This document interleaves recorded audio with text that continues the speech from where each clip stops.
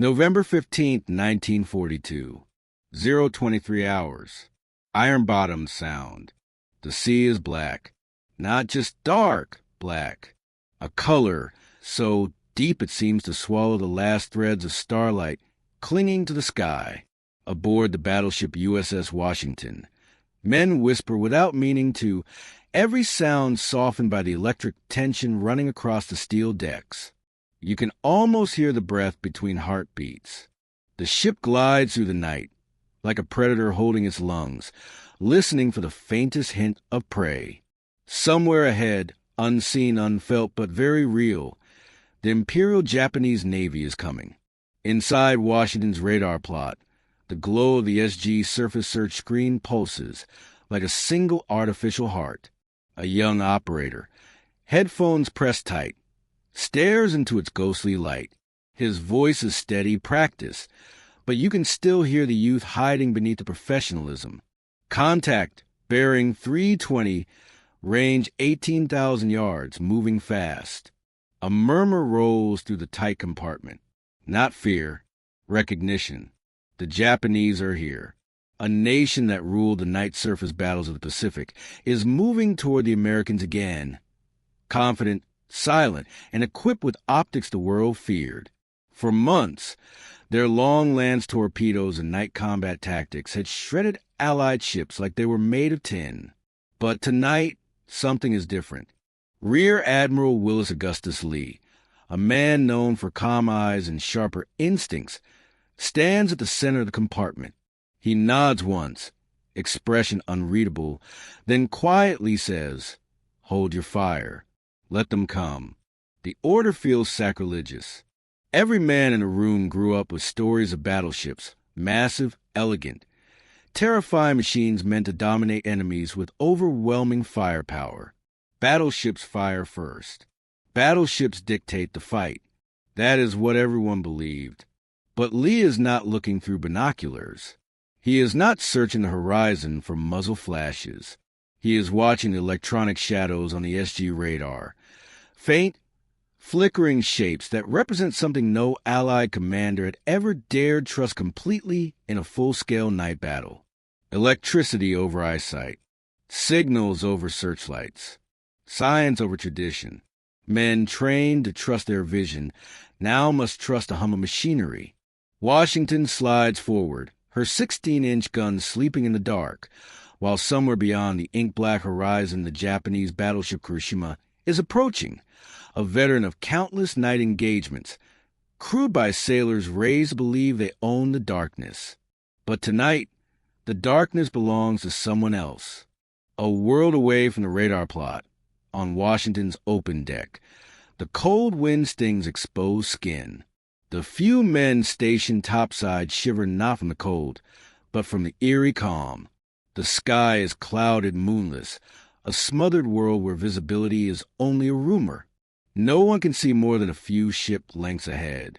You can imagine it. The smell of salt and oil, the quiet clatter of loose gear rolling with the swell, the distant low thrum of Washington's engines pushing 35,000 tons of steel through the void. Somewhere out there, Japanese searchlights will soon snap to life. Somewhere out there, Kirishima's gun crews, men who have practiced night fighting since before the war began, are preparing to unleash the kind of destruction that had already torn through American ships in earlier battles. But they don't know they're being watched already. They don't know that Washington sees them before they can see anything. Deep in the radar room, the operator stiffens. He taps a pencil on the glass. Admiral, second contact. Larger signature. Battleship sized. Lee leans closer. That's her, he murmurs. Kirishima. The name settles over compartment like a cold mist. Kirishima, powerful, fast, deadly. A ship that had crushed opponents under cover of darkness. Lee studies the radar returns, lips pursed. The Japanese ships are maneuvering in a pattern he knows well, searching for the American transports and cruisers still reeling from the previous night's engagements. Henderson Field on Guadalcanal, the razor-thin lifeline of the Marines ashore, is the objective. If Henderson falls, The entire Guadalcanal campaign collapses. Every man on Washington knows this. Every man has heard the rumors about the fuel shortages, the damaged ships, the desperate American grip on the island. They know the Marines on Guadalcanal have been fighting on half rations, holding the line with sheer willpower. They know this night matters. Lee finally speaks. Bring us to intercept. The room comes alive. Orders pass in clipped voices. Sailors adjust dials and bearings. The ship's great mast begins a slow turn toward destiny. No fanfare. No shouts. Just professionals sliding into the choreography of war. Outside, Washington's silhouette blends into the ocean. Invisible. Silent. Watching. A Japanese destroyer cuts across the horizon, though no one on deck can see it. Radar tracks it flawlessly. More contacts appear. A cruiser. Another destroyer. And then the unmistakable shape of Kirishima, her movements methodical, her confidence earned through blood. Still unaware of the doom gliding toward her, Lee folds his hands behind his back. Gentlemen, tonight we let radar do the seeing. It is a radical idea, revolutionary. Even, no Navy has ever attempted what Lee is about to do.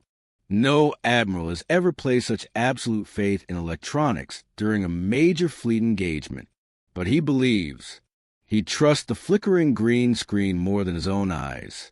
And in the silence of Iron Bottom sound, the future of naval warfare begins to tighten its grip on the present. As Washington moves closer, her guns remain cold, waiting, watching, hunting. Just then, a new radar return blinks into view, a shape moving faster than the others. Closing in, the operator whispers, "Admiral, something's heading right for us." Lee steps forward. "What is it?" And before the operator can answer, the entire radar screen shifts. Something big is coming. For a heartbeat, no one speaks. The SG radar hums, its pale glow the only light in the cramped compartment. The operator's finger trembles slightly as he traces the new contact. A fast-moving return, angling across Washington's path, deliberate, purposeful. Rear Admiral Lee leans in, his shadow stretching across the plotting table. "Give me range." The operator swallows. 16,000 yards. Closing. A low murmur rolls through the room. 16,000 yards is point-blank range for a battleship. Close enough that under normal circumstances, Kirishima's lookouts would already be spotting silhouettes and shadows, ready to unleash the kind of broadside that leaves steel glowing and men screaming. But tonight isn't normal. Tonight, the Americans can see what the Japanese cannot. Washington prowls forward, her engines barely audible beneath the static buzz of electronics. On the plotting tables, grease pencils scribble arcs and vectors as officers work in near silence. No one raises their voice, not out of fear, but reverence. They know they are standing at the edge of something unprecedented. A new voice cuts through the stillness. One of the fire control officers. "Admiral, target's changing course." Looks like they're searching. Lee nods grimly. They know we're here. They just don't know where. Somewhere out in the blackness, searchlights snap on, far enough away to look like thin white spears cutting through fog. Men topside flinch instinctively, pressing flattening against bulkheads. But Washington herself stays swallowed in darkness. Those beams aren't hunting for Washington. Not yet. They're looking for the American transports offshore, the lifeblood of the Guadalcanal Marines. Lee watches the radar plot, jaw tightening. They're sweeping the field. He knows what that means. If the Japanese find the transports and destroyers still limping from previous battles, the fragile American foothold on Guadalcanal could crumble in hours. He turns to his officers. "We end this now. Silence." No one questions him. Outside, Washington cuts a silent V through the water. Her massive turrets, each weighing as much as a destroyer, begin to rotate with the slow, powerful precision of a sleeping giant waking up. Metal groans. Hydraulics whisper. The guns of a new era are aligning with their first true test. Down in the plotting room, the Mark III fire control radar locks on with a firm electronic pulse. Numbers stream across the mechanical calculators. Bearings, elevation angles, range corrections. Washington is drawing a bead on a ship she cannot see, based solely on the whispers of radio waves echoing across the void. A junior officer stares at the radar return, shaking his head in disbelief. "We can hit her from here," he mutters. "As long as you trust the machine," another replies. Lee overhears and answers without turning his head. "I do." He means it, every syllable. The operator's voice suddenly sharpens. "Admiral," large echo accelerating. "Kirishima is turning toward us." The plotters snap to attention. The greased pencil scrawls a tighter curve. Kirishima is charging. The Japanese doctrine for night fighting was simple. Close fast, hit first, kill quickly. Kirishima's gunners and spotters, some of the best night fighters in the world, are preparing to unleash everything. For a moment, you can almost imagine being on her deck. The roar of boilers, men sprinting to stations, officers shouting above the rising wind, searchlights probing the dark for the shape of an American ship. They expect to see something. They expect fire. They expect silhouettes. They see nothing. Back on Washington, the radar returns grow brighter, more insistent. Kirishima is less than 12,000 yards now. Close enough that binoculars should have settled the matter. But tonight, binoculars are blind. Lee speaks quietly. Shift battery to automatic radar control. A chill moves through the room. This is it. For the first time in naval history, a battleship's main guns are preparing to fire at another battleship without a single human eye confirming the target. From the shores of Guadalcanal, Marines crouched in foxholes and under palm trees watch distant flashes and hear the occasional rumble of naval gunfire. They don't know it yet, but the decision that will determine their survival is happening right now, inside a dark compartment lit only by radar glow. Washington's gunnery officer calls out, "Solution ready." Lee doesn't hesitate. Open fire. The ship seems to inhale. Then, a flash lights the sky. A thunderclap rolls across Iron-Bottom Sound. Washington's entire frame shudders as her 9/16-inch guns unleash their fury into the night. On the radar screens, Kirishima's echo jitters as a surprised. Seconds stretch. Men hold their breath. The operator suddenly stammers. We hit her. Multiple hits. Good hits. The room erupts, not in cheers, but in stunned, electric disbelief. They hit a battleship they couldn't see. At night, on the first salvo, before anyone can process the magnitude of that moment, the operator's voice rises again. "Sir, Kirishima is slowing. She's turning broadside on." He doesn't finish, because Washington fires again. And again, the sea explodes in white geysers around the Japanese ship. Kirishima's return flickers, tilts, wavers. Something is wrong. Very wrong. Lee watches, expression carved from stone. "Gentlemen," he says softly, "we're changing naval warfare tonight." But before Washington can finish her work, something unexpected happens on the radar. Another contact. Fast. Too fast. And it's heading straight for them. The radar operator's voice tightens like a wire pulled to snapping point. New contact. Bearing 347. Range closing fast. Much smaller signature. A destroyer. A Japanese destroyer sprinting through the night at flank speed, charging straight at Washington's position like a dagger aimed at the ribs. Inside the plotting room, pencils freeze mid-mark. Officers lift their heads. Even Lee steps closer. The operator swallows. "Sir, I think she's lining up a torpedo run. For a fraction of a second, Iron Bottom Sound seems to go silent again, as if the sea itself is listening.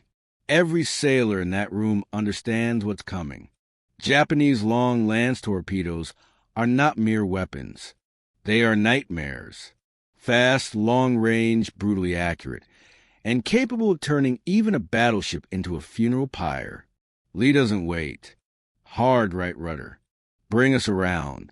Keep Kirishima in the secondary arcs, but break that destroyer's line. Orders ripple across the ship.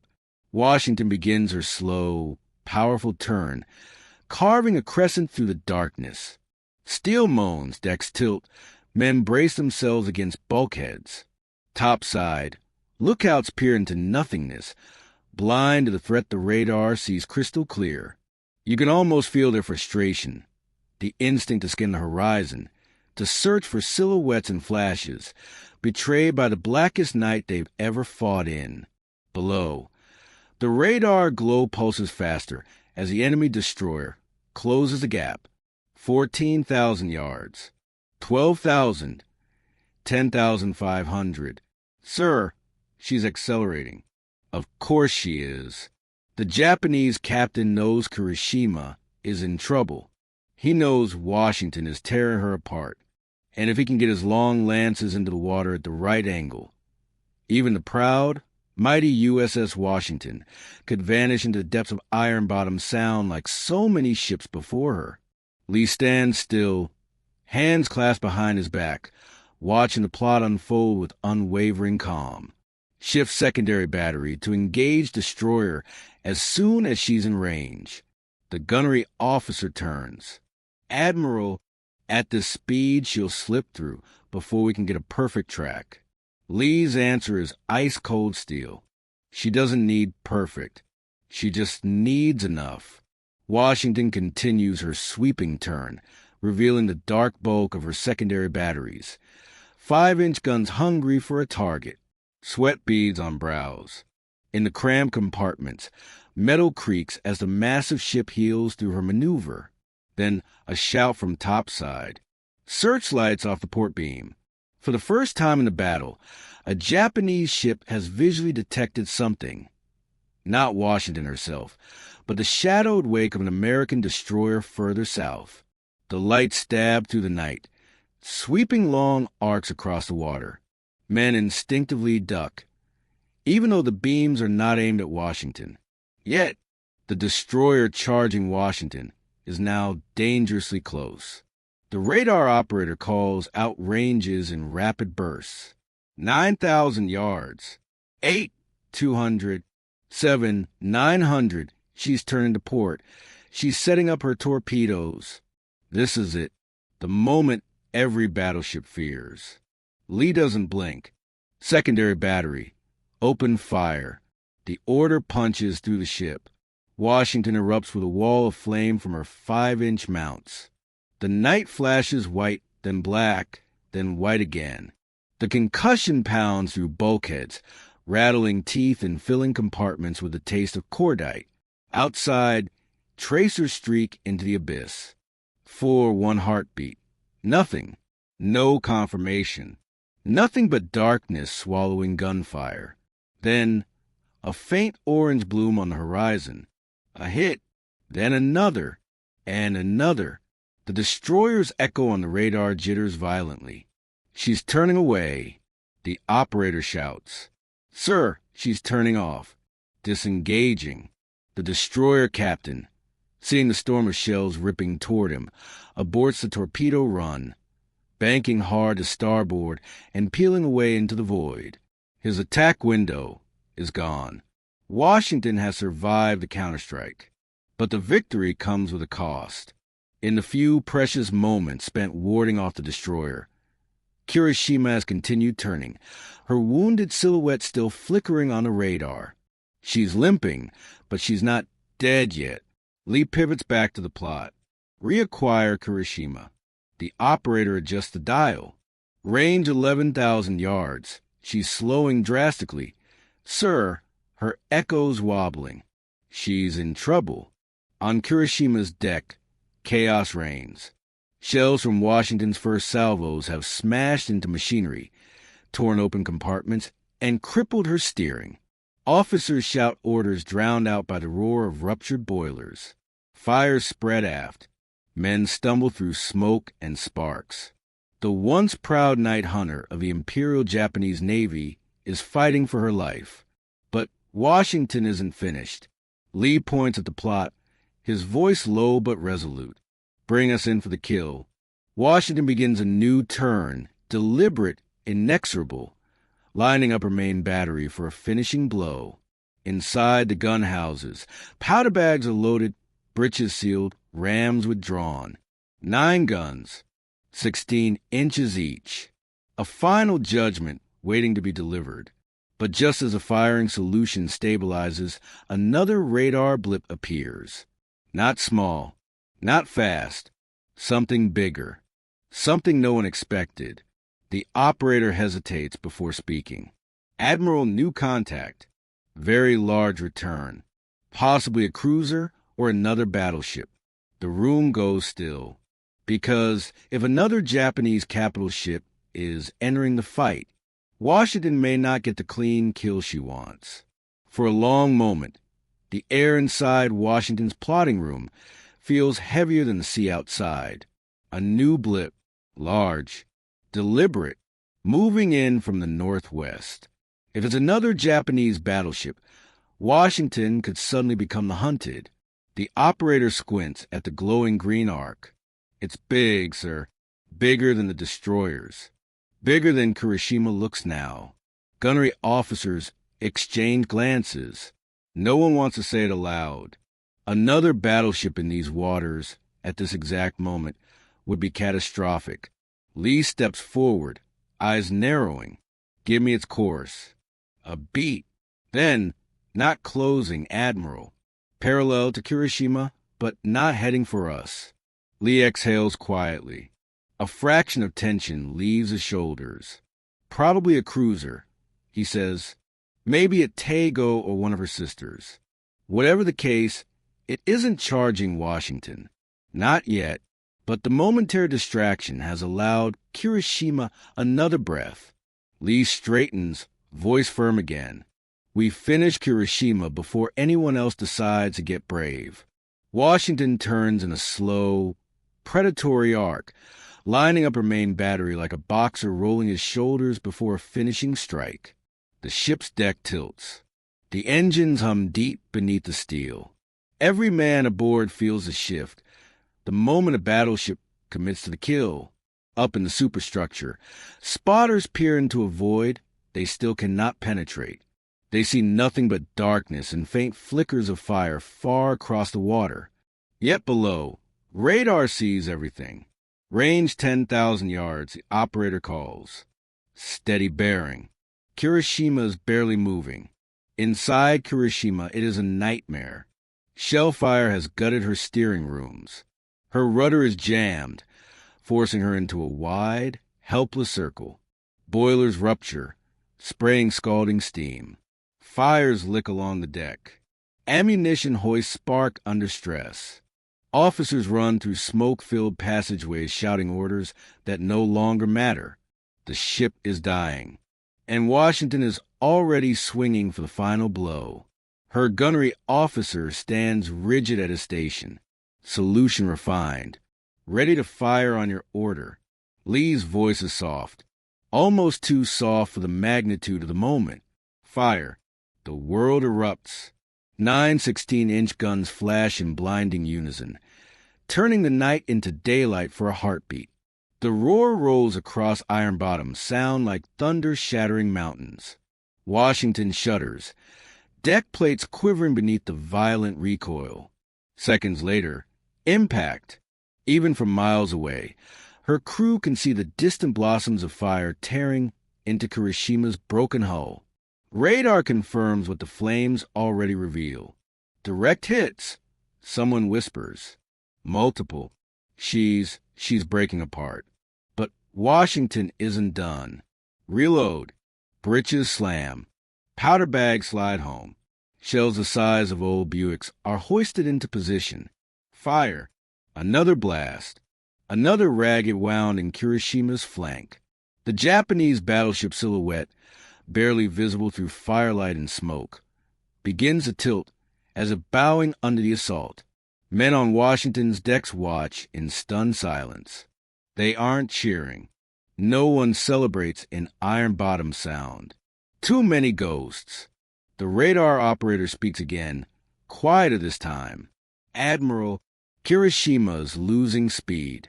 Rapidly, her echoes fading. Lee stares at the screen, his expression carved from granite. Keep firing until she's gone. Washington's guns thunder again. And again, each salvo drives Kirishima deeper into the grip of the sea. On the Japanese ship, survivors scramble over slanted decks, smoke choking their lungs. Officers try to maintain order, but it is futile. Fires rage. Flooding spreads. The ship groans like a wounded animal. One last radar pulse. One last fading echo. Sir, Kirishima stopped. Stopped. Not turning. Not drifting. Just stopped. A silence settles over the plotting room. Lee nods once. Shift fire. Scan for additional threats. But the new large contact, the one that had appeared minutes earlier, is no longer approaching. Its echo is pulling away, turning north, retreating into the night. Perhaps they saw Kirishima burning. Perhaps they realized that Americans own the darkness tonight. For the first time in the Pacific War, the Imperial Japanese Navy is abandoning the field, not because they cannot see the enemy, but because the enemy saw them first. Washington's crew stands in quiet awe. They have done the unthinkable. A battleship has slain another battleship in total darkness, guided not by eyes, but by electrons and radio waves. And yet, this battle is not over. Admiral, the operator says suddenly, I'm picking up faint returns near Savo Island. Multiple small contacts. Could be survivors. Could be destroyers regrouping. Lee turns, the weight of the night settling back onto his shoulders. Prepare to investigate. The victory is monumental, but Iron Bottom Sound is never generous. And tonight, the darkness may have one more surprise left. For the men aboard Washington, the news hangs in the air like smoke that refuses to clear. Multiple new contacts. Weak returns. Moving slowly near Savo Island. Survivors? Or something worse? Rear Admiral Lee stands absolutely still. He has learned to read the mood of the radar screen the way old captains read the sky. And right now, the sky looks unsettled. Plot their movements. He orders quietly. The radar operator adjusts the dials. The screen pulses with soft green echoes, tiny, flickering, uncertain. Some move erratically, drifting. Others seem to hold a steady bearing. Sir, the operator says, these could be lifeboats or destroyers. A beat or both. Lee's eyes narrow. He knows Iron Bottom Sound too well by now. He knows how quickly a wounded ship can lure its killer into a trap. Bring us to general quarters. Maintain radar sweep. Secondary battery to ready status. Washington turns again, her hull cutting through the black water with the confidence of a seasoned hunter. The glow of distant flames. Kirishima's funeral pyre casts faint reflections on the waves behind them. Every man aboard knows the significance of what they've just done. But in Iron Bottom Sound, reflection is dangerous.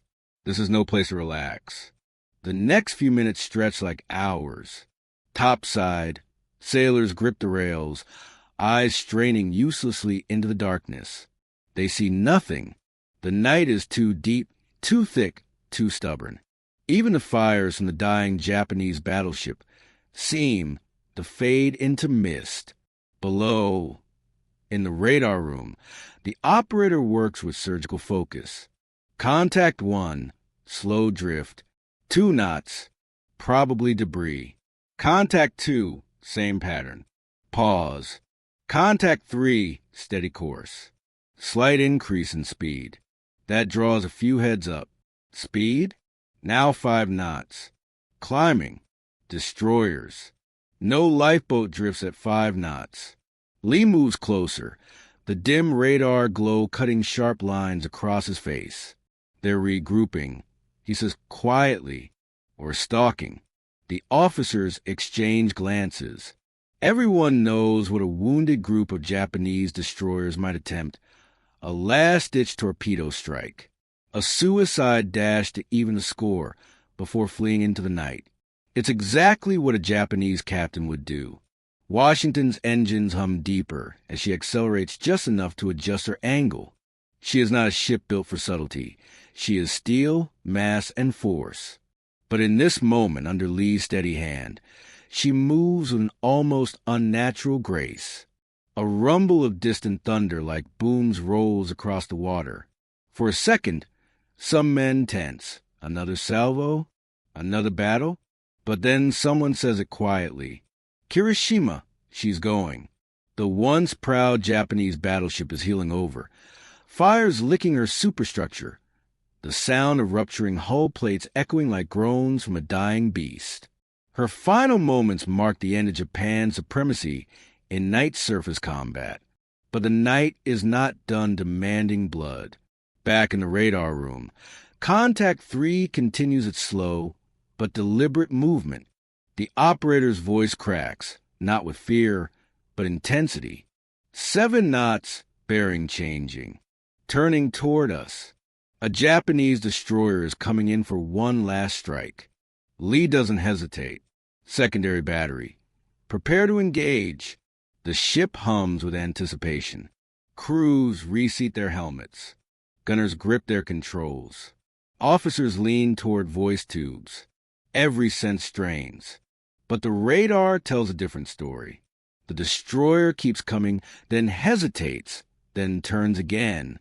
Not toward Washington. Away. Admiral, the operator says softly, I think they're withdrawing. Silence. Lee nods, the tension in his shoulders easing, just barely. They've seen enough, he murmurs. Indeed, they have. Japan's proud night fighters, destroyer captains raised on the traditions of stealth and aggression, have just witnessed something beyond imagining. A battleship fighting in total darkness, as if daylight surrounded her. A warship firing with perfect accuracy at a target invisible to the human eye. An enemy guided not by instinct or optics, but by electrons. Washington isn't just a ship tonight. She is the future. The Japanese destroyers fade from the radar one echo at a time, retreating into the night. Whether they fear another engagement, or simply realize Kirishima is beyond saving, no one aboard Washington can know. But the effect is unmistakable. The Imperial Japanese Navy, masters of night fighting, terrors of the dark seas, are running, and Washington is left alone with the echoes of the dead. The general quarters alarm winds down. Men breathe easier, though the adrenaline still thrums through their veins. On the bridge, Lee finally allows himself a moment to lean on the rail and stare into the black horizon. He looks older in this light, lines deeper, eyes heavier. But there is a fire in him still. His executive officer steps beside him. Admiral, radar saved us tonight. Lee shakes his head. No, he says quietly. Radar changed war tonight. Behind them, the glow of Kirishima's burning hull paints the sky a faint ember orange, a symbol of a navy that had once ruled the darkness, now defeated by a ship that never needed to see its enemy. And yet this night is not finished shaping history, because everything Washington accomplished here will ripple outward. Doctrine will change. Ships will be redesigned. A concept barely drafted in notebooks, the Combat Information Center, will be written into the very bones of fleet. Radar will no longer be a tool. It will be the battlefield's new eyes. Washington turns away from the wreckage, heading south to safeguard the battered American transports and the desperate Marines on Guadalcanal. But as she moves, The last surprise of the night waits just beyond Savo Island, one that no radar can predict. A shape in the water, a survivor, and a story Washington's crew will never forget.